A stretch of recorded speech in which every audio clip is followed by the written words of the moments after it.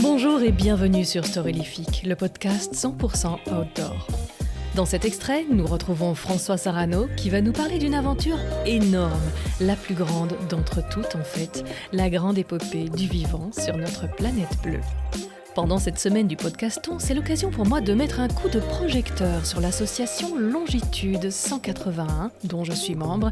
Si cela te plaît, je te donne rendez-vous dans l'épisode 109 pour la version complète de l'interview. Eh bien, ces relations se tissent depuis 3,8 milliards d'années avec tous les autres vivants autour. Cette coévolution fait que nous sommes, qu'on le veuille ou non, irrémédiablement liés à tous les autres vivants. Voilà, ça c'est le point 1. On ne peut pas vivre seul, on est lié aux autres. Par conséquent, quand on agresse les autres, on s'agresse soi-même. On ne peut pas agir impunément. Par conséquent, il faut bien réfléchir avant de modifier tel ou tel type de relation. Et puis, pour revenir à cet océan qui était le berceau de la vie, il a 3 milliards d'années d'évolution et de plénitude avant même que le premier être vivant ait marché sur la terre ferme.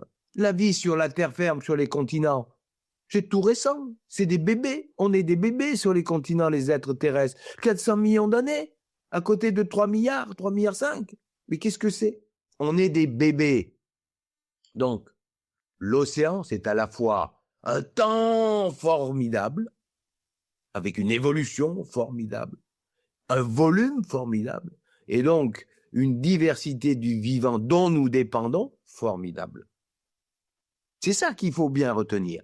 Et je reviens après sur le formidable d'aujourd'hui, parce que c'est ça quand même qui compte. C'est le dernier endroit au monde où on peut nourrir des relations apaisées avec nos cousins sauvages. Essayez d'aller dans une forêt et de vous approcher d'un cerf, d'un blaireau ou d'un renard ou d'un oiseau. Ils vont fuir. Mais nous, les plongeurs, on le sait.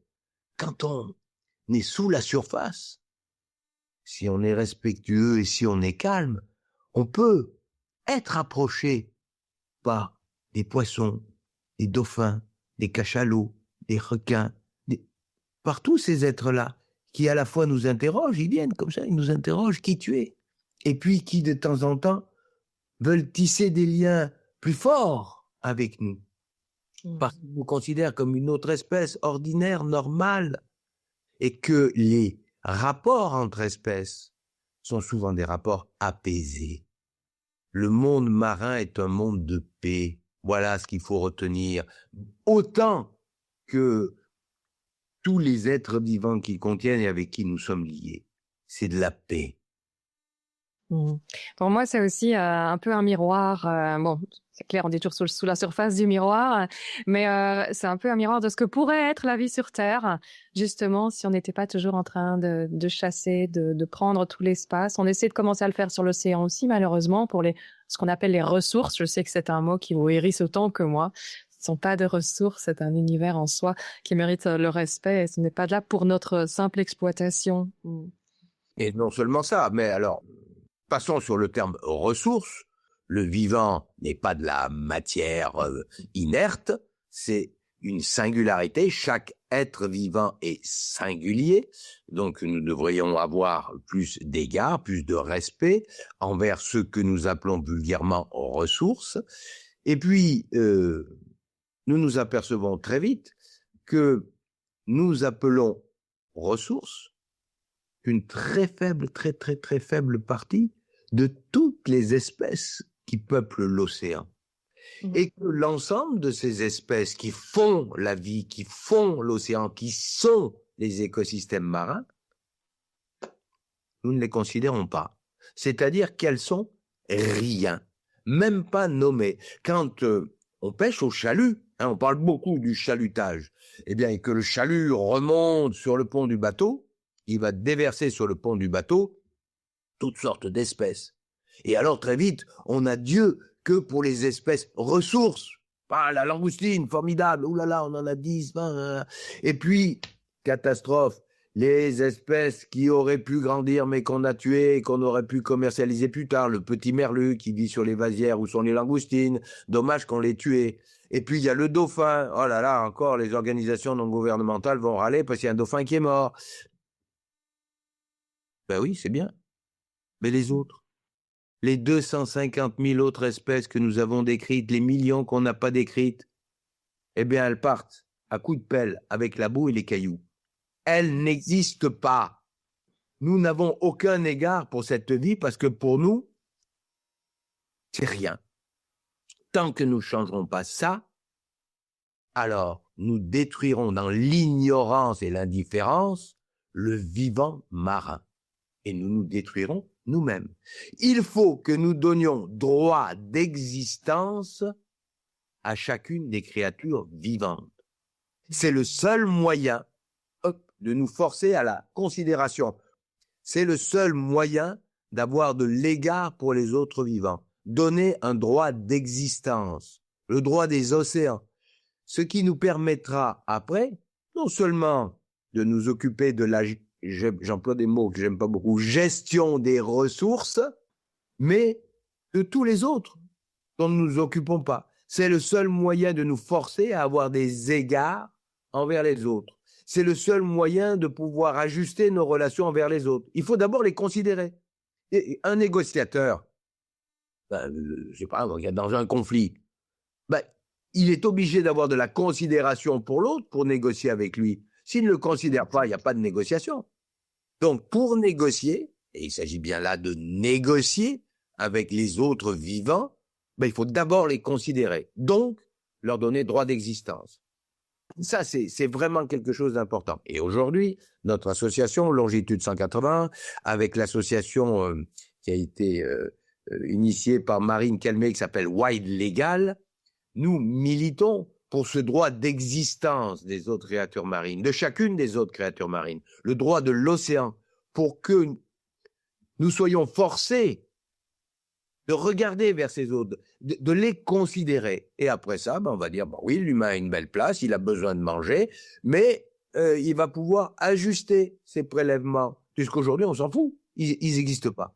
Donc, donner un droit d'existence. Ouais. Vous m'aviez bien retourné la tête plusieurs fois. C'est pour ça que j'aime bien vous réinviter dans le podcast, parce que vraiment, vous êtes une des personnes qui m'a le plus fait réfléchir.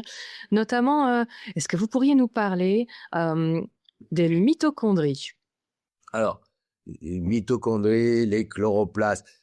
Ce que dit mitochondrie. La mitochondrie, j'allais dire un petit organisme. Pas tout à fait un petit organisme. Dans nos cellules, il y a ce qu'on appelle des organites. Ici, la mitochondrie. Dans les feuilles, ce sont les chloroplastes. Eh bien, ces petits organites sont d'anciennes cyanobactéries qui se sont associées ou qui ont été associées à la cellule. La mitochondrie pour nous permettre d'utiliser l'énergie, de respirer la cellule, et le chloroplaste pour que les feuilles puissent utiliser l'énergie solaire et faire de la matière organique. Ce qu'il y a d'intéressant là-dedans, c'est que cela montre que les grands sauts du vivant sont des sauts associatifs. On dit toujours, le vivant, ce qui est le moteur de l'évolution, c'est la compétition, c'est la guerre, Non. Oui, bien sûr que la compétition ajuste, mais elle ajuste à la marge. Les grands sauts évolutifs, c'est des sauts associatifs. Typiquement, s'il n'y avait pas eu cette association de cette cyanobactérie et d'une cellule pour faire une cellule végétale avec donc des chloroplastes, il n'y aurait pas eu d'oxygène sur Terre, il n'y aurait pas eu la vie que nous connaissons. Il y aurait une autre vie, une autre forme de vie, mais pas la vie que nous connaissons.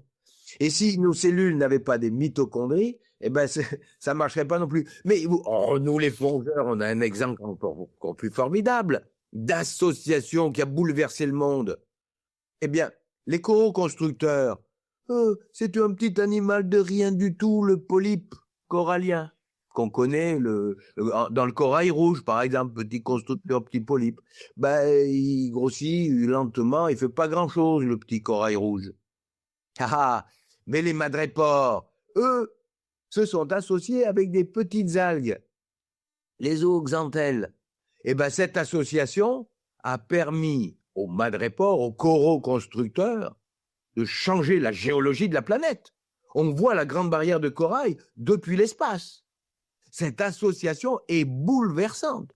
Pas simplement parce qu'elle a changé la géologie de la planète, vraiment, mais parce qu'elle a provoqué une formidable évolution en multipliant les niches écologiques dans le milieu marin.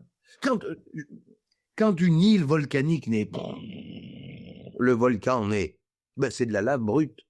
Il n'y a pas beaucoup de niches écologiques. Donc le milieu est sobre et ça ne favorise pas la diversité des espèces. Et puis petit à petit va s'installer sur les flancs différentes espèces de coraux. Pouf, pouf, pouf. Et ces coraux, grâce encore une fois à cette union, petits polypes, petites xanthelles, vont grossir vite, faire des récifs. Et là, tout d'un coup, ça multiplie les niches écologiques. Il y a un endroit qui est à la lumière, pas de lumière, au courant, pas de courant, on peut rentrer dedans, il y a des niches, on peut même vivre à l'intérieur. Bref, la multiplication des niches écologiques offertes par les récifs coralliens ont provoqué l'explosion de la diversité des espèces de ces milieux. Donc, on sent bien ici, que ce soit dans le chloroplaste, la mitochondrie ou l'association zooxanthelle-polype, que les grands sauts de l'évolution, ce qui a bouleversé la planète, c'est l'association.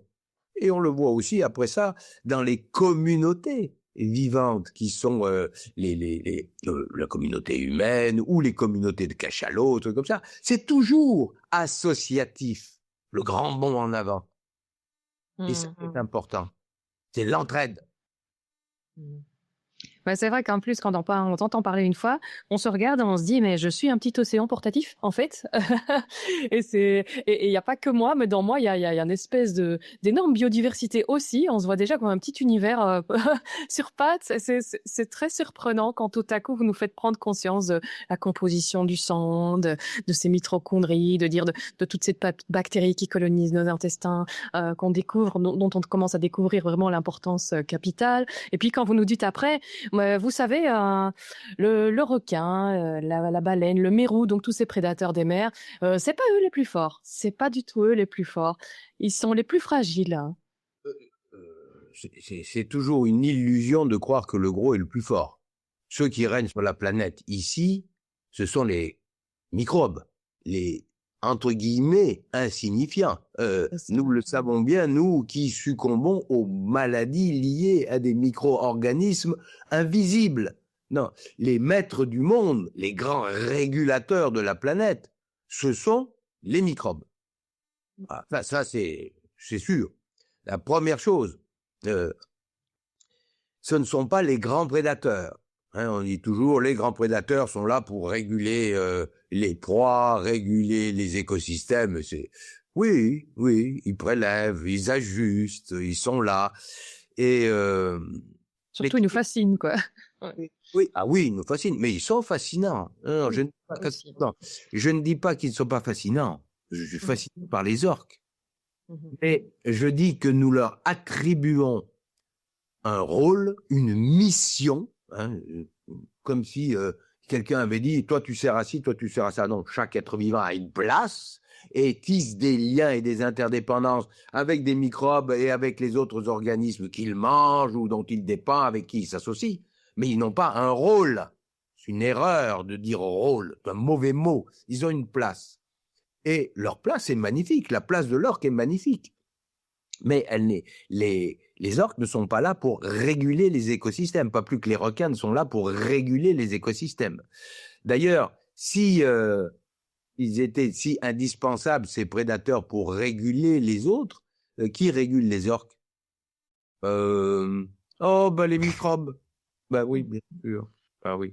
Non, ce que je veux dire, c'est que d'une part, il ne faut pas imaginer que les êtres vivants ont un rôle.